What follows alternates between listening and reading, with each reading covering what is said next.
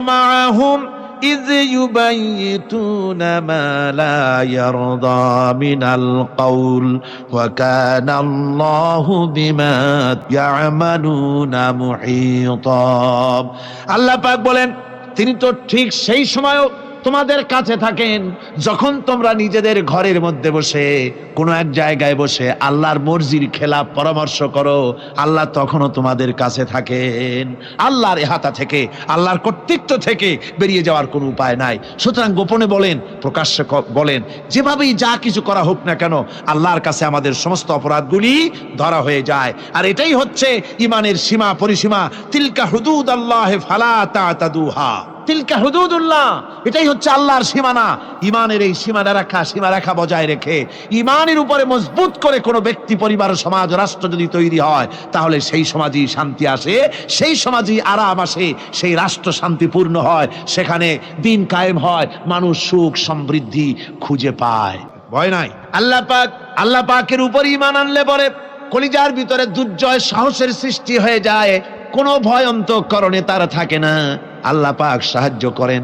আর আল্লাহর উপরে ঈমান আনলে পরে রব্বুল আলামিন বলেছেন, ইয়া আইয়ুহাল্লাযীনা আমানু হাল আদুল্লুকুম আলা তিজারাতিন তুনজিকুম মিন আযাবিন আলীম। এমন একটা ব্যবসার কথা কি বলবো না, যে ব্যবসায় তোমাদেরকে জাহান্নামের আযাব থেকে বাঁচায় দেবে। তার প্রথম কাজই হলো আল্লাহর প্রতি ঈমান আনা। ঈমান আনলে পরে এই সমস্ত গুণ তৈরি হয়ে যায়। আর ঈমানে সবচাইতে উপকৃত হয় সমাজের লোকেরা, রাষ্ট্রের লোকেরা, পরিবারের লোকেরা, দেশের মানুষ উপকৃত হয় মুমিনদের দিয়ে ঈমানের কারণে। তার কারণ হলো, একজন মুমিন, একজন ব্যক্তি যখন ঈমানদার হয়, মুমিন হয়ে যায়, আল্লাহর প্রতি যখন প্রগাঢ় বিশ্বাস তার এসে যায়, তখন সেই ব্যক্তি নৈতিকতার মান তার বেড়ে যায়। জোরে বলেন সুবহানাল্লাহ। নৈতিক চরিত্রের উপরে সে প্রতিষ্ঠিত হয়, সে মিথ্যা বলতে সাহস পায় না। মুমিন ব্যক্তি মিথ্যা বলতে সাহস পায় না। কেন পায় না? মিথ্যা বলতে সাহস পায় না, ঠকাতে সাহস পায় না, ওজনে কম দিতে সাহস পায় না, শয়তানি বদমাশি করতে সাহস পায় না। তার কারণ হলো আল্লাহ পাক বলে দিয়েছেন, মুমিন কোরআনের ভিতরে পড়েছে, ইয ইয়াতালাক্কাল মুতালাক্কিয়ানি আনিল ইয়ামিনি ওয়া আনিশ শিমালি কাঈদ। দুজন নিয়ন্ত্রণকারী ফেরেশতা তোমার ডানে এবং বামে বসে বসে তোমাকে নিয়ন্ত্রণ করছে। কোথায় যাও, কি করো, এই ফেরেশতারা বসে বসে সব দেখতেছে। মা ইয়ালফিযু মিন কাওলিন ইল্লা লাদাইহি রাকীবুন আতীদ। মানুষ এমন কোনো কথা বলে না যা ফেরেশতারা রেকর্ড না করে, সব রেকর্ড হয়ে যায়। তাই মুমিন ব্যক্তি দায়িত্বহীন কথা বলতে পারে না। মুমিন ব্যক্তির চরিত্র ভালো হয়ে যায়, সে যে কথা বলে বুঝে শুনে কথা বলে, সে যে ওয়াদা করে বুঝে শুনে ওয়াদা করে। যেহেতু সবকিছুর জবাব কিয়ামতে দিতে হবে। কোথায় দিতে হবে? কোথায় দিতে হবে? কিয়ামতে আল্লাহর দরবারে জবাব দিতে হবে। মহান আল্লাহ রাব্বুল আলামিন বলেছেন, ওয়ালাকাদ খালাকনাল ইনসানা ওয়া না'লামু মা তুওয়াসবিসু বিহি নাফসু। মানুষ সৃষ্টি করেছি আমি, তার অন্তঃকরণের ভিতরে ওয়াসওয়াসা কি হয় আমি জানি। এই জন্য মুমিনেরা মনের ভিতরে কোনো খারাপ কল্পনাও করতে পারে না। খারাপ কল্পনা করলেও তার হিসাব দেওয়া লাগবে আল্লাহর কাছে। কার কাছে? ওয়াইন তুবদু মিন আনফুসিকুম আও তুখফুহু ইউহাসিবুকুম বিহিল্লাহ। আল্লাহ বলেন, মনের মধ্যে যে সব কল্পনা করো তা প্রকাশ করো আর গোপন রাখো, ওইটার হিসাব নেব আমি আল্লাহ পাক। কিয়ামতের দিন আমার কাছে হিসাব দিতে হবে। বন্ধুগণ, এই জন্য মুমিন যারা, মুমিনদের চরিত্র প্রতিষ্ঠিত হয়, মুমিনদের ধারণা থাকে যেখানেই যাই না কেন, যেখানেই বসি না কেন, সেখানেই আল্লাহ, আল্লাহ ছাড়া কোনো জায়গা নাই। আছে নাকি? আছে। আল্লাহ পাক বলেন, মা ইয়াকুনু মিন নাজওয়া সালাসাতিন ইল্লা হুয়া রাবিউহুম। তোমরা যেখানে তিনজন মিলে পরামর্শ করো, মনে রেখো তিনজন নও, ওখানে চতুর্থ সত্তা আমি রব্বুল আলামিন তোমাদের কাছে আছি, সব শুনি আর দেখি। পাঁচজন যেখানে হও সেখানে আমি ষষ্ঠ। এর থেকে যদি কম হও, এর থেকে যদি বেশি হও, বান্দারে তুমি আছো যেখানে আমি আল্লাহ আছি সেখানে। উপায় নাই, সব জায়গায় আমি দেখতে পাচ্ছি। শুধু তাই নয়, রাত্রিবেলায় মানুষেরা গোপনে পরামর্শ করে, করে না? করে কিনা? রাতে রাতে পরামর্শ করে, এক জায়গায় বসে, হলের মধ্যে, পাহাড়ের মধ্যে কোনো জায়গায় বসে পরামর্শ করে। কি পরামর্শ? ইসলামী আন্দোলনের লোকদের মারবে, কোথায় তাদের ধরবে, কোথায় তাদের অত্যাচার করবে, এই সমস্ত পরামর্শ করে। আল্লাহ পাক বলছেন, শুনুন, কোন প্রস্তুতি ছাড়া জমিদার হোক, রাজা বাদশাহ হোক, 20 জন মানুষের খাবার 20 রকমের দিতে পারে না। আর আল্লাহ এমন রহমান, এই পৃথিবীর লক্ষ কোটি কোটি জাতির প্রাণীকে কোটি কোটি রকমের খাবার আল্লাহ রব্বুল আলামিন পরিবেশন করতেছেন। সাপের খাবার একরকম, ব্যাঙের খাবার আর এক রকম। ব্যাঙে যা খায় সাপে তা খায় না, সাপে যা খায় ব্যাঙে তা খায় না। হাতির খাবার, গন্ডারের খাবার, ভল্লুকের খাবার, বাঘের খাবার, সিংহের খাবার, মানুষের খাবার, ছাগলের খাবার, মুরগির খাবার, মশার খাবার, সারপোকার খাবার, সমস্ত খাবার ভিন্ন ভিন্ন। আবার সমস্ত খাবারের মজা আল্লাহ রব্বুল আলামিন আলাদা আলাদা করে দিয়েছেন। এমন রহমান, আপনার পেট ভরবেন শুধু স্বাস্থ্য বাড়াবার জন্য, পেট ভরে খাওয়া দরকারটা ছিল। আল্লাহ পাক দেখলেন যে না, শুধু পেট ভরলে তো এরকম খাইতে চাইবে না, তাই আল্লাহ রব্বুল আলামিন জিহ্বা দিয়ে দিলেন যাতে করে মজা লাগে আর খায়। সব রকমের মজা, এক এক গোশতে, এক এক মাছে, এক এক তরকারিতে এক এক রকম মজা। না, সব রকম মজা, সব একরকম মজা, ভিন্ন ভিন্ন রকমের মজা।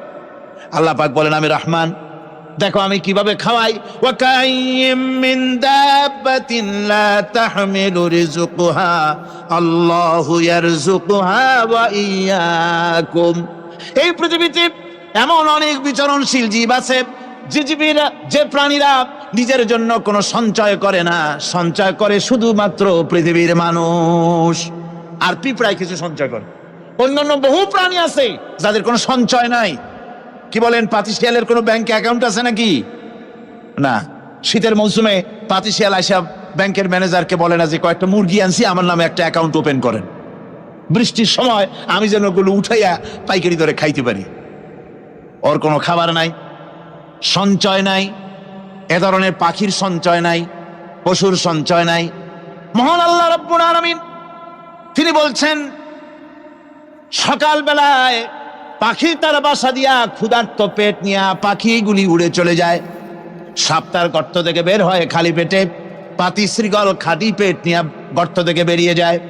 তিমির মতো অত বড় প্রকাণ্ড প্রাণী, হাতির মতো প্রকাণ্ড প্রাণী, গরিলা, শিম্পাঞ্জি, ওরাংওটাং, পিঁপড়া থেকে শুরু করে নিয়ে প্রকাণ্ড তিমি পর্যন্ত সমস্ত প্রাণীগুলি সকালবেলায় খালি পেটে বেরিয়ে যায়। সারাদিন ঘোরাঘুরির পর আল্লাহ সুবহানাহু ওয়া তাআলা বলেন, সন্ধ্যাবেলায় সমস্ত প্রাণীর পেটগুলি ভরে আমি আল্লাহ তাদের বাসায় ফিরাইয়া দেই। আমি রহমান, এভাবে করে আমি আল্লাহ রাব্বুল আলামিন খাবারের বন্দোবস্ত করি, পড়ার বন্দোবস্ত করি, থাকার ব্যবস্থা করি। ইয়া আইয়ুহান নাসু যুকুরু নি'মাতাল্লাহি আলাইকুম হাল মিন খালিকিন গায়রুল্লাহ ইয়ারযুকুকুম মিনাস সামাই ওয়াল আরদ। ও পৃথিবীর মানুষেরা, ওই আল্লাহর স্মরণ করো, আল্লাহর নিয়ামতের শুকরিয়া আদায় করো যে আল্লাহ তোমাকে আকাশ থেকে, জমিন থেকে রিজিক দেন। ওই আল্লাহ ছাড়া আছে কি কেউ যে তোমাকে আকাশ থেকে রিজিক দেয়, জমিন থেকে রিজিক দেয়?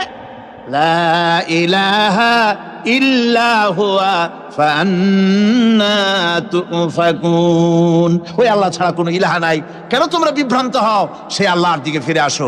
আল্লাহ বলছেন, এভাবে আমি সমস্ত পৃথিবীর মানুষের রুজি রুটির বন্দোবস্ত করি, সমস্ত প্রাণীর রুজি রুটির ব্যবস্থা করি। আমি সেই রহমান। সুবহানাল্লাহ বিহামদিহি।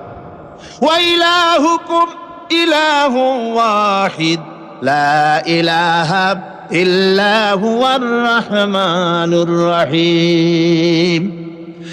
এই হচ্ছেন তোমাদের আল্লাহ। সুবহানাল্লাহ। আল্লাহ বলছেন, ওয়া ইলাহুকুম ইলাহু ওয়াহিদ, তিনি হচ্ছেন এক আল্লাহ, এক ইলাহ, যিনি ছাড়া কোনো ইলাহা নাই।